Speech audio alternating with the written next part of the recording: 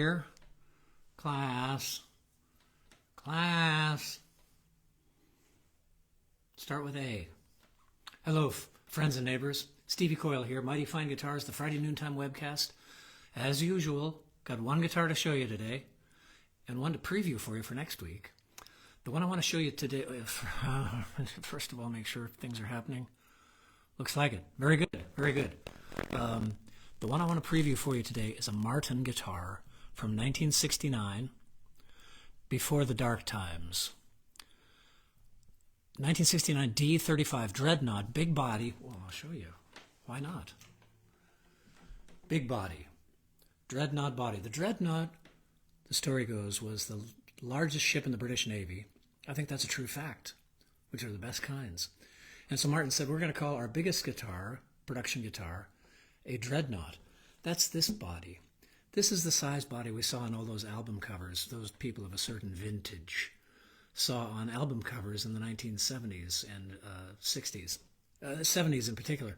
Once Crosby, Stills, Nash and Young got a hold of theirs from the Martin Company, that's what you had to have. It had to be a Dreadnought. They were always big guitars, and they're still big guitars. This one is a Dreadnought body. The 35 designation means 3-piece back and a spruce top. Now, what the back is made of, the 3 different pieces, kind of up for grabs. Frequently, you'll see a D35 where the center panel is made of Brazilian rosewood, which was getting scarce at the time, getting scarcer because of laws that were coming in. So Martin said, well, we're kind of running out of pieces of, as the story goes, I only know what I hear. Martin said to themselves, Martin, we're running out of pieces of Brazilian backs and sides that are big enough to make a full-size Dreadnought guitar, so why not put a strip of Brazilian in the middle and 2 strips of East Indian rosewood on the outer wings, center wing, Brazilian, outer wings, East Indian rosewood. This one happens to be Brazilian rosewood all the way across. And much as I sometimes hate to say it, you can tell. Check this out. Make sure we've got things happening here. Yeah. Come on in, all 2 of you. Very good. And for those of you tuning in later, either on Instagram or the Mighty Fine Guitars channel on Facebook or on YouTube at Stevie Coyle Music, all one term, YouTube channel. It's Friday, around about noontime. Holy smokes. I'll back up a little bit.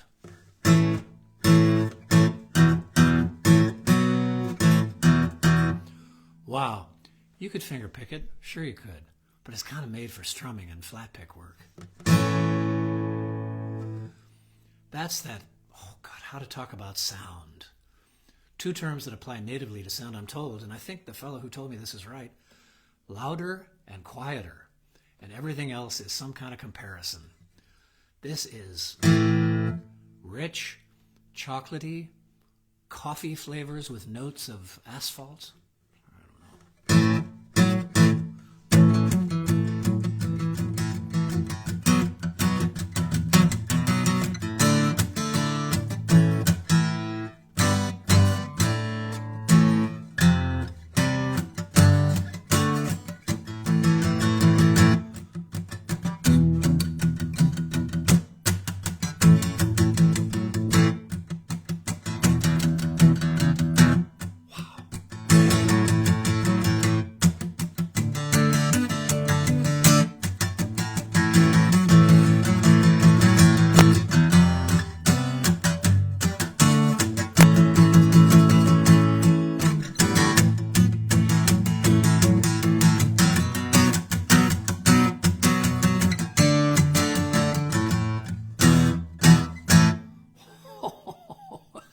That's kind of nuts. Phosphor bronze strings. Generally speaking, I go with the Eric Schoenberg principle. If it's smaller than a Dreadnought or a Jumbo, probably consider putting 80-20s on there instead of phosphor bronze strings. This being a Dreadnought.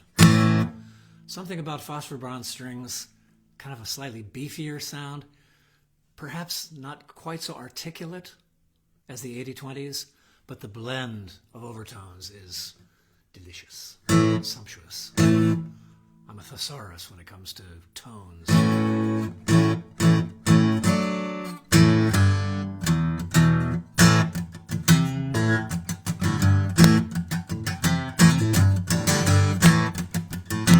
I'll back up.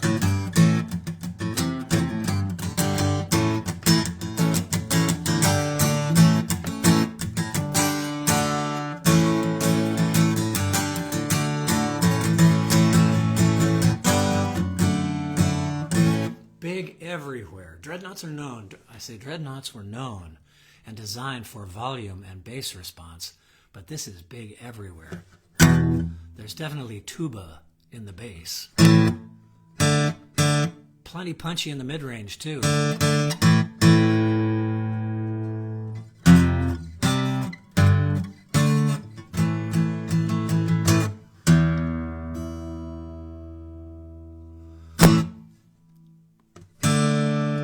My guest is slightly flabbered. This is a spectacular guitar, and the best part, arguably the best part of all, is that it is on sale. We had this guitar for sale for quite a while at $9,500, worth every cent, because not only is it the 1969 all Brazilian D35, but it's been expertly and lovingly refurbished by the gentleman, my favorite luthier in the North Bay, Matt Kerslake. Give me just a second. Let me get my little sheet of paper that tells me all about what he did. Stay there. It's just a jump to the left, and then a step to the right. Put your hands on your hips, etc. So what Matt did to the guitar is, it's a refret and a reset. Resets used to be a big, big deal. It used to be kind of considered last gasp. Let's lower the bridge saddle. Let's shave down the bridge itself to expose more bridge saddle. Let's do anything but reset the neck. Nowadays, neck resets are not so very complicated and dangerous. Expertly done, as they were at Griffin Stringed Instruments, and I can attest to that because I worked there for many years. They were never in danger, as it were. Although I must say, the first time I heard a neck come off of a guitar, that cracking sound, cracking through the hide glue, shivered my timbers. I tell you what, it really did. But that's the way it went. So Matt Kerslake is not afraid of doing refrets and resets, resets in particular. Neither are Wood Street Guitars, are specializing in Oakland, specializing in resets these days. They've gotten completely expert at that. So if you've got a guitar that you're not playing because the neck has bowed up, which is perfectly natural, almost any guitar, particularly Martin guitars, because a lot of people have Martins, the string pressure of having played with often medium gauge strings on a dreadnought guitar for max, because they're not loud enough or bassy enough with light gauge strings. And bluegrassers like a nice stiff string because they're going to be doing lots of speedy stuff in the right hand. And they don't want that string kind of flopping around. They want the detente situation to stay pretty narrow. So medium gauge strings over the course of time is going to pull the neck this away. And after a while, it's a foregone conclusion that with the way the neck is joined to the body on a Martin guitar, that it's going to need a reset. It's just part and parcel of owning a Martin guitar for a really long time. Very rarely do you see guitars that don't need a reset after X number of years. This one got it. It also got a refret. It also got, I think, a new saddle and nut, if I'm not mistaken. Yeah. Recut the saddle slot, bone nut and saddle, and replacement bridge pins. And it has replacement bridge pins, and they're not original, but everything else about the guitar is original. And it sounds like this. All of which is to say, before I skip away from that thought and start playing again, this is like getting, for $6,500, $3,000 discount on this guitar. This is like getting a new vintage guitar. It has had everything done to it that it needs done for the next 25, 30 years. It'll outlast a lot of us. It's set up beautifully. It's like having a new D35, except the wood and the construction are from 1969. Sorry.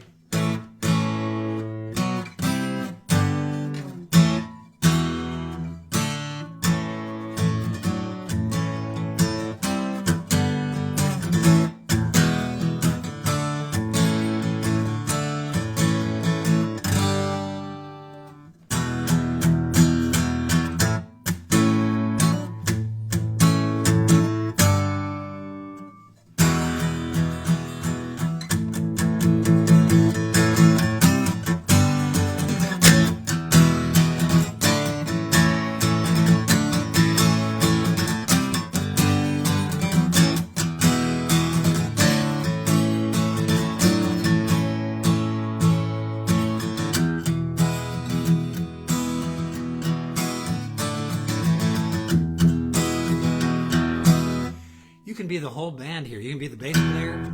You can be the lead singer. You can be the lead guitar.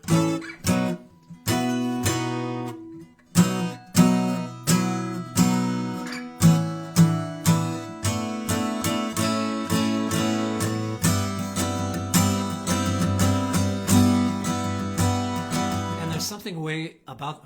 sorry, I'm shouting. There's something about the way the overtones stack up on a Brazilian back guitarist that is distinctive. And the guitar's in great shape. Look at that. 1969. That's got to be 20 years ago. There is no sort of pickup installed, just so you know. This is standard dreadnought configurations, 1 11/16 across the nut. Long scale, 25.4-inch scale. Which means these low strings, even if you tune them down,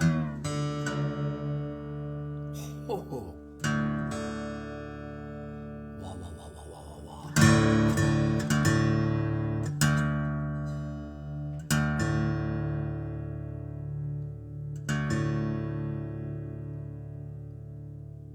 That was for me. Sorry, back to you now. You can tune the long scale to get back to that thought, which was nearly utterly abandoned by the enchanting overtones of this guitar. Long scale means effectively, one of the effects of having a long scale guitar, 25.4 instead of 24.9 or shorter, is that when you tune down that low string, it's not going to flop. It's not as likely to flop on the fingerboard, and things intonating up the neck is going to be more accurate, typically, than on a short scale guitar.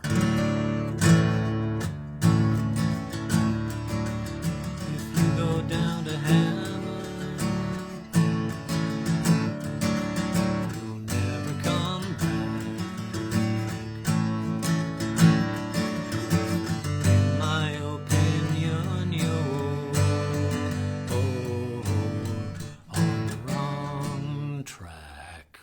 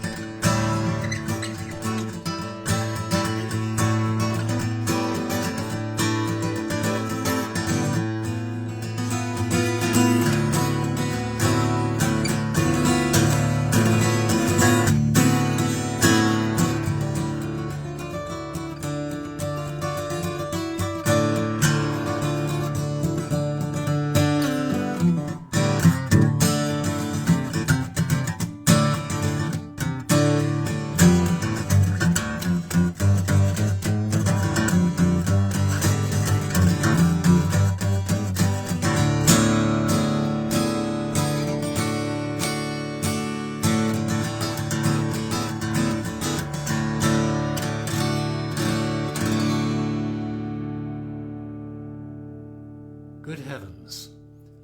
Good heavens.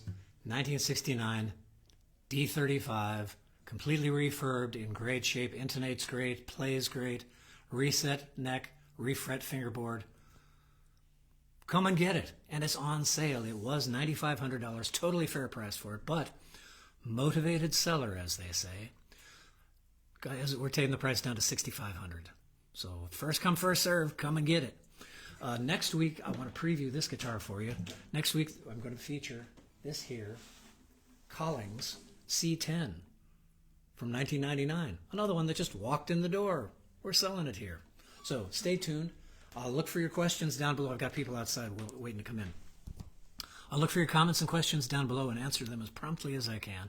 In the meantime, do feel free to share this. Hit that little share button and send this off to friends and family you think might be interested in learning about the guitars that are here at Mighty Fine Guitars in Lafayette, California. Yes, I ship. That's all I got to say for now. and much more, as you know, later. Down the road, everybody. Your old pal Stevie Coyle here, signing off. Ta-ta.